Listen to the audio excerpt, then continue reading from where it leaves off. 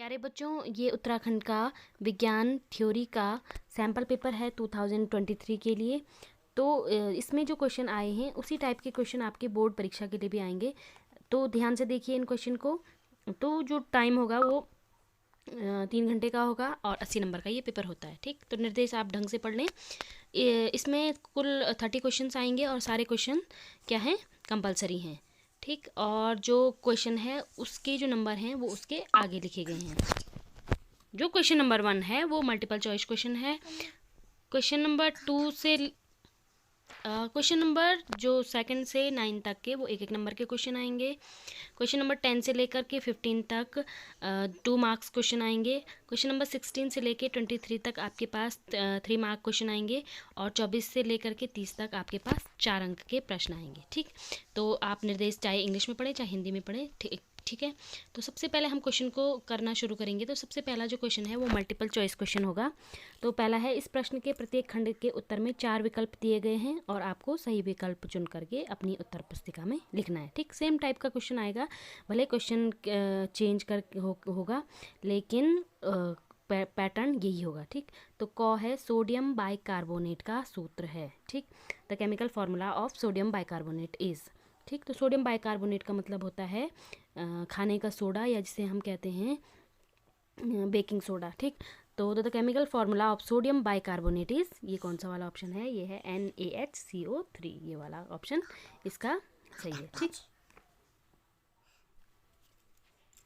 ठीक है, तो अगर सोडियम कार्बोनेट आता तो ये हो जाता Na2CO3, तो ये धावन सोडा या जिसे हम वॉशिंग सोडा भी कहते हैं, ये हो जाएगा। ठीक, तो थोड़ा सा यहाँ पे ध्यान दे दें, जो इसका HNO3 है ये है नाइट्रिक एसिड, CH3COOH है एसिटिक एसिड, या जिसे हम क्या कहते हैं इथेनोइक एसिड, और लास्ट वाला C3H7OH ये है, क्योंकि ये 3 कार्बन वाला है, ये हो गया प्रोपेनॉल। ठीक है, एक एल्कोहल है। तो सोडियम बाइकार्बोनेट का रासायनिक सूत्र हो गया NaHCO3। नेक्स्ट क्वेश्चन, कोई विलयन लाल लिटमस को नीला कर देता है, इसका pH संभवतः होगा। ठीक, इस प्रकार के क्वेश्चन आपको बहुत सारे पूछे जाएंगे। तो सबसे पहले जो लाल लिटमस को नीला कर देता है तो वो होते हैं क्षार या बेस होते हैं। ठीक, और हमने पढ़ा, तो इसमें से आप देख लें कि लाल लिटमस को नीला कर देता है, इसका मतलब वो बेस है, क्षार है, और इनमें से 7 से ऊपर कौन सा है, 9, तो इसका ऑप्शन सही हो जाएगा 9। ठीक, एक ट्रिक आपको बताई गई थी कि एक आपने याद रखना है अनील। ठीक, इसका मतलब है अम्ल नीले लिटमस को लाल लिटमस में परिवर्तित कर देते हैं। ठीक, दूसरा है छालनी।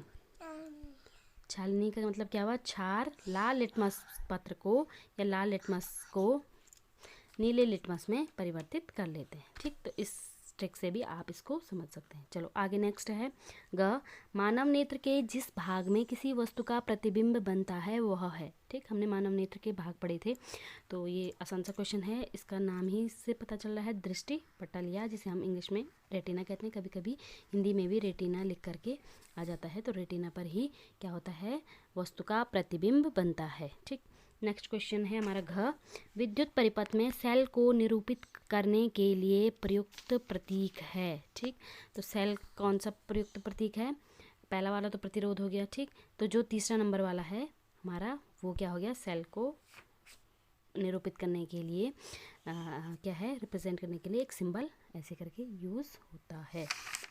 एक इसका माइनस पार्ट है और एक इसका पॉजिटिव टर्मिनल है। नेक्स्ट क्वेश्चन है, विद्युत प्रतिरोध का SI मात्रक है ओम, एम्पियर, वोल्ट, ओम मीटर। तो विद्युत प्रतिरोध का SI मात्रक कौन सा है आपका, ओम। ठीक, विद्युत प्रतिरोध को R रेजिस्टेंस से दर्शाते हैं और इसका जो SI मात्रक होता है ओम, इस साइन से भी उसको प्रदर्शित करते हैं। ठीक, एम्पियर किसका है, विद्युत धारा का, वोल्ट किसका है, विद्युत विभवांतर का।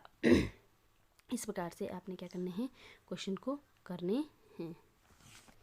और जो ओम मीटर है वो है रेजिस्टिविटी, या जिसे हम प्रतिरोधकता कहते हैं। ठीक, रेजिस्टिविटी को हम दर्शाते हैं इस प्रकार के साइन से, जिसे रो कहते हैं, और रो ओम मीटर होता है। ठीक, तो विद्युत प्रतिरोध का SI मात्रक हो गया ओम। नेक्स्ट क्वेश्चन, नेक्स्ट जो है गोलीय दर्पण के ध्रुव तथा मुख्य फोकस के बीच की दूरी कहलाती है। ऑप्शन है वक्रता त्रिज्या, फोकस दूरी, वक्रता केंद्र, मुख्य अक्ष। ठीक, तो जब हम बात करते हैं कि कोई हमारा ये क्या है, दर्पण है, चाहे अवतल हो चाहे उत्तल हो, ये इसका क्या है, दर्पण का ध्रुव पी जिसे पोल कहते हैं, और यहाँ से फोकस जो है उसके बीच की दूरी को हम कहते हैं फोकस दूरी। ठीक, तो इसका ऑप्शन, इसका आंसर सही हो गया ऑप्शन नंबर 2, फोकस दूरी। ठीक, नेक्स्ट क्वेश्चन चलते हैं हम। Fe2O3 फेरिक ऑक्साइड की अभिक्रिया जब एल्यूमिनियम के साथ होती है तो एल्यूमिनियम ऑक्साइड और आयरन बनता है। तो ऊपर दी गई अभिक्रिया उदाहरण है। ठीक, इस क्वेश्चन में इसको ध्यान से देखें कि क्या दिया गया है। इसमें क्या हो रहा है कि जो एल्यूमिनियम है वो आयरन को उसके ऑक्साइड से पृथक कर दे रहा है और अपने आप उसका स्थान ले रहा है। इसका मतलब क्या है, जो एल्यूमिनियम धातु है वो आयरन धातु से अधिक अभिक्रियाशील है। ठीक, तो इस प्रकार की अभिक्रियाएं क्या कहलाती हैं, विस्थापन अभिक्रियाएं कहलाती हैं। तो ये कौन सा उत्तर सही हो गया, इसमें ऑप्शन दिए गए हैं संयोजन अभिक्रिया, वियोजन अभिक्रिया, विस्थापन अभिक्रिया और द्विविस्थापन अभिक्रिया। तो इसका सही आंसर हो गया विस्थापन या डिस्प्लेसमेंट रिएक्शन। ठीक, नेक्स्ट क्वेश्चन, बायोगैस का मुख्य अवयव है। The main constituent of biogas is. ठीक, तो जो बायोगैस है, जब जो सड़े गले पदार्थ जिनसे जो गैस उत्पन्न होती है, जो हमारे क्या होती है, खाना पकाने के या ईंधन के काम आती है, तो उसका जो मेन कंपोनेंट होता है वो होता है मीथेन। ठीक, तो बायोगैस का मुख्य अवयव, इसका आंसर हो गया थर्ड वन, मीथेन। ठीक, अब इतने तो ये हो गए आपके MCQs मल्टीपल चॉइस क्वेश्चन। अब नेक्स्ट एक एक नंबर के क्वेश्चन की तरफ चलते हैं। ठीक, आप इनको अपनी कॉपी में नोट कर दीजिए और इसी टाइप के क्वेश्चन बनाइए और बार बार उन्हें करने का प्रयास कीजिए। बुक से ही आपके सारे क्वेश्चन आएंगे।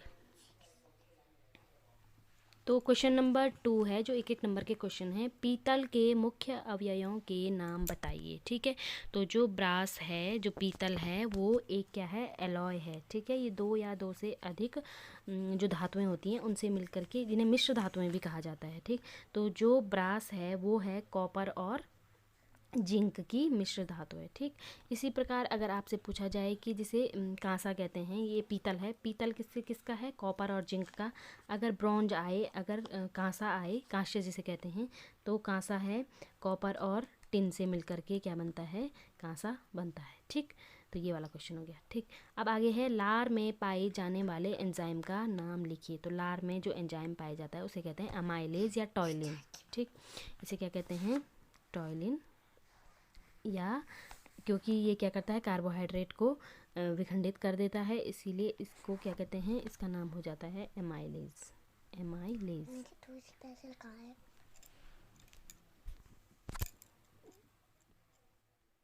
नंबर 4 है, बेंजीन तथा पेंटेन का संरचनात्मक सूत्र लिखिए। ठीक, तो इसके लिए हमें थोड़ा आवश्यकता होगी कॉपी पेन की। तो बेंजीन जैसे हमने स्ट्रक्चर बनाया था, तो बेंजीन को हम सीधे सीधे ऐसे बनाते हैं। ठीक, और इसका सूत्र क्या होता है, ये कार्बन है 1 2 3 4 5 6, यह एक साइक्लिक स्ट्रक्चर है, एक चक्रीय कार्बनिक यौगिक है जिसमें कार्बन के नंबर 6 होते हैं और सबसे एक एक हाइड्रोजन लगा है।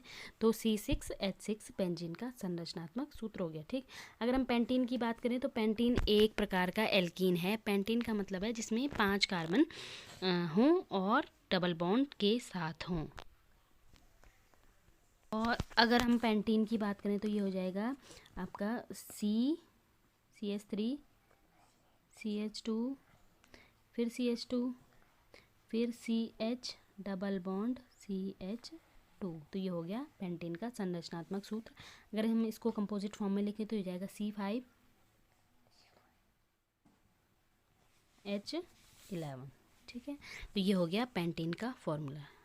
अब आज हमने इतने क्वेश्चन किए, इसके बाद इसके जो नेक्स्ट क्वेश्चन होंगे वो नेक्स्ट वीडियो में आप इसे देखिएगा। Thank you.